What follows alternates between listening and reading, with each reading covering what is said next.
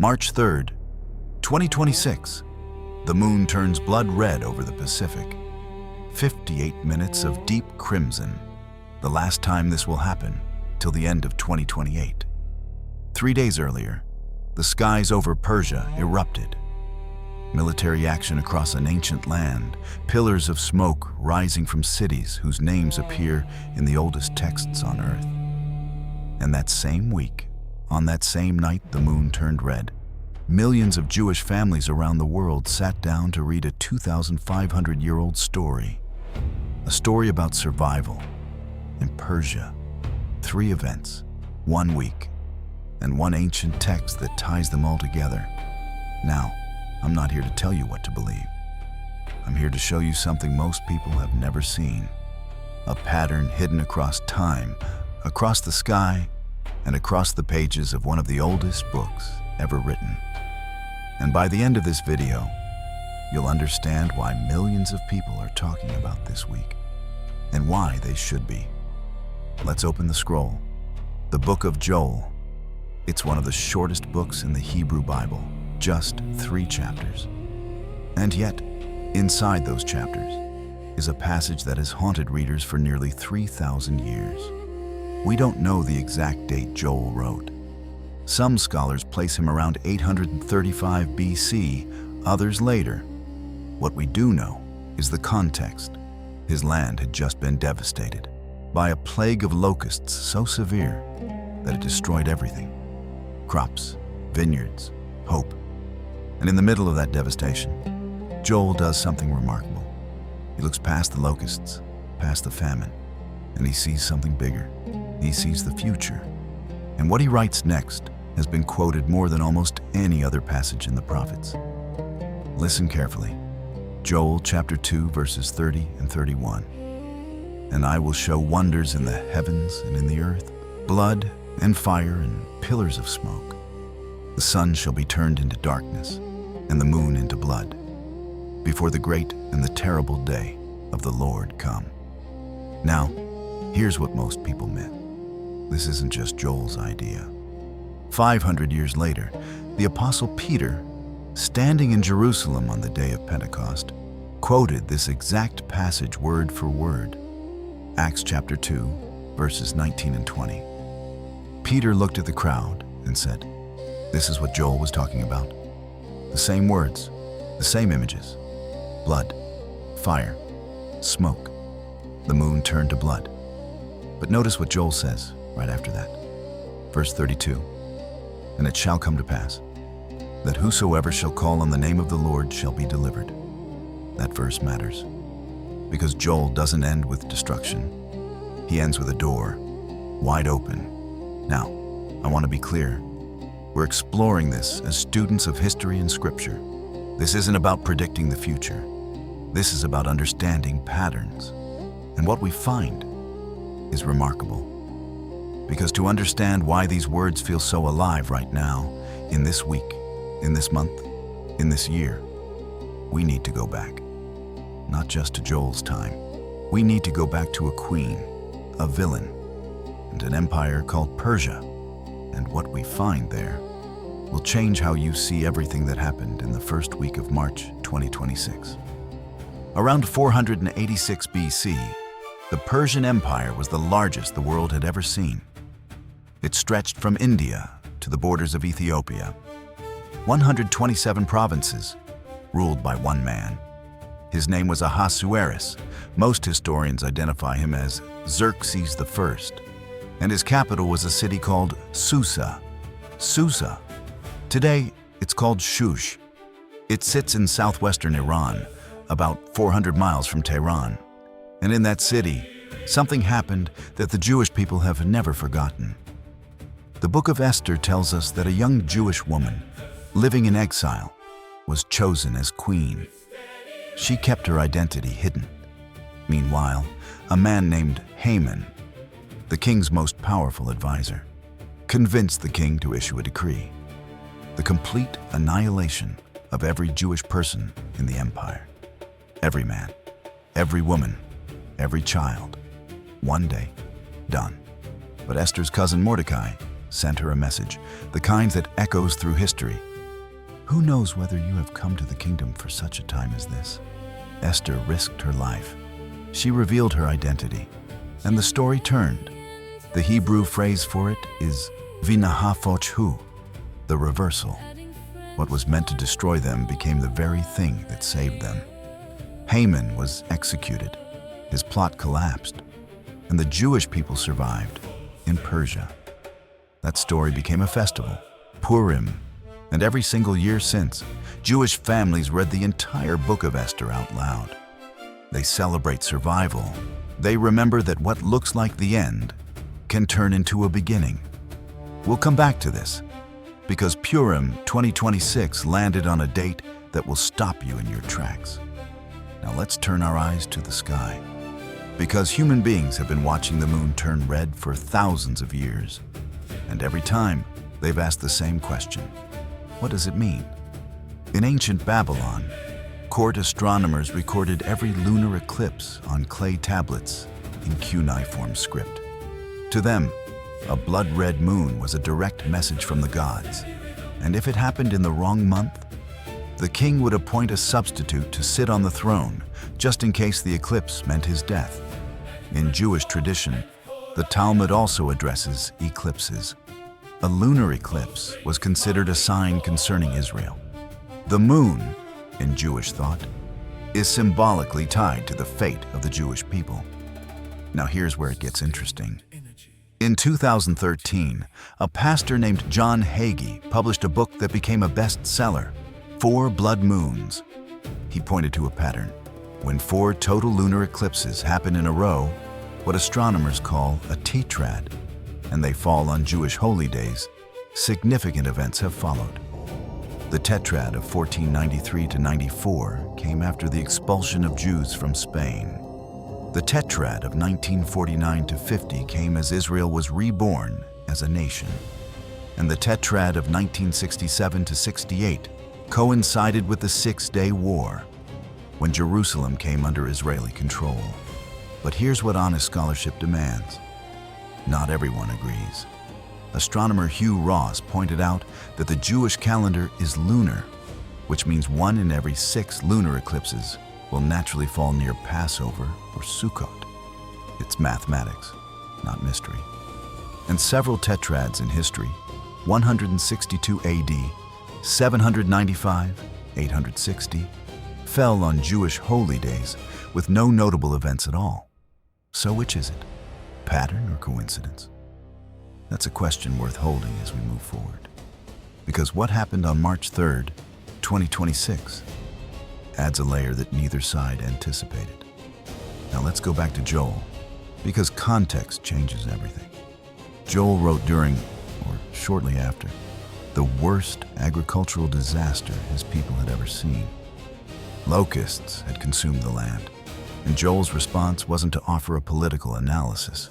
It was to call his people back to God. Chapter 1 is lament. Chapter 2 begins with a warning, but then shifts to a promise. God will pour out his spirit, and he will show wonders. And then, blood, fire, pillars of smoke, and the moon turned to blood. The Hebrew phrase Joel uses is Yom Yechuach, the day of the Lord. This isn't a single event. It's a concept that runs through the prophets like a thread. Isaiah uses it, Zephaniah uses it, Amos uses it. It refers to a time when God intervenes directly in human history. A time of reckoning and restoration, judgment and mercy, in the same breath. What's striking is the imagery Joel chose. Not earthquakes, not floods. He chose the sky. Wonders in the heavens. The sun going dark, the moon turning to blood, as if the very ceiling of the world would announce what was coming.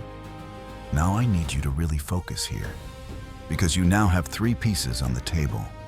A festival born in Persia, about surviving destruction, a tradition of watching the moon turn red at critical moments in history, and a prophet who wrote that blood, fire, smoke, and a blood-red moon would all appear together.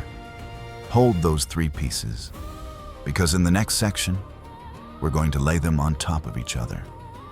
And when you see how they line up in one single week of March 2026, That's the part that stopped me in my tracks. All right, you've got the pieces. Now let's overlay the timelines. February 28th, 2026. The United States and Israel launch a joint military operation against Iran. In 12 hours, nearly 900 strikes hit targets across the country. Military bases, air defense systems, command centers. The leader of the nation is killed. Pillars of smoke rise over Tehran, over Isfahan, over cities whose names trace back to the Persian Empire itself. By the end of the first day, an independent conflict monitor has documented strikes in at least 26 of Iran's 31 provinces. Now, listen to Joel again. Chapter 2, verse 30. Blood and fire and pillars of smoke. I am not saying Joel was writing about this specific event. What I am saying is, read that verse, then watch the footage from that night, and tell me the imagery doesn't land differently. That's the first parallel. The second parallel. 3 days later, March 3rd, 2026, the moon enters Earth's shadow. For 58 minutes, it turns the color of rust, of copper, of blood. NASA confirmed it was visible across Western North America, East Asia, and the Pacific. Over 2.5 billion people could see at least part of it. And it was the last total lunar eclipse anywhere on Earth until New Year's Eve, 2028. Joel 2:31. The moon shall be turned into blood. Again, lunar eclipses are natural. They're predictable. They happen. But the timing of this one is what stops you. 3 days after the skies over ancient Persia filled with fire and smoke, the moon turned red. Nobody planned that. No government scheduled it. No general coordinated with the orbit of the Earth. And now, the third parallel. And this is the one that changed everything for me. March 2nd to March 3rd, 2026. While the war raged over Iran, over the land that was once the Persian Empire, Jewish families around the world sat down to celebrate Purim, the festival of Esther, the festival of survival in Persia.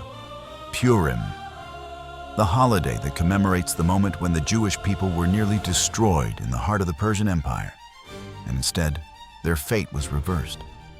Let me say that again, slowly. A war on Persia, a blood moon, and a festival about surviving a plot in Persia, all in the same 72 hours. Now, I want to be careful here, because the moment you see a pattern like this, there are two temptations. The first is to say, this proves everything. The second is to say, it's just a coincidence, move on. I think both reactions miss the point. What's remarkable isn't that any one of these events happened. Wars happen, eclipses happen, holidays come every year. What's remarkable is the convergence, 3 threads, each with roots thousands of years deep, crossing at the same point in time. That kind of alignment doesn't demand belief, but it does demand attention. And there's one more detail that almost nobody has talked about. The book of Esther takes place in Susa. Susa is in southwestern Iran. Today, it's called Shush, and it sits roughly 400 miles from Tehran. The same land, the same geography, the same name echoing across 25 centuries. Some Jewish commentators have already called this week Purim 2. Whether you agree with that framing or not, the parallel is there. And Joel's words are still hanging in the air. But the real question isn't whether this was predicted. The real question is what it means for you. Watching this right now, in a world that feels like it's spinning faster than anyone can keep up with. Here's what I keep coming back to. For thousands of years, from Babylon to Jerusalem to modern observatories, human beings have looked up at the sky and searched for meaning. When the moon turns red, something inside us stirs. We don't just see an eclipse, we see a sign. Whether we call ourselves religious or not, there's a part of us that watches the sky and wonders, is someone trying to tell me something?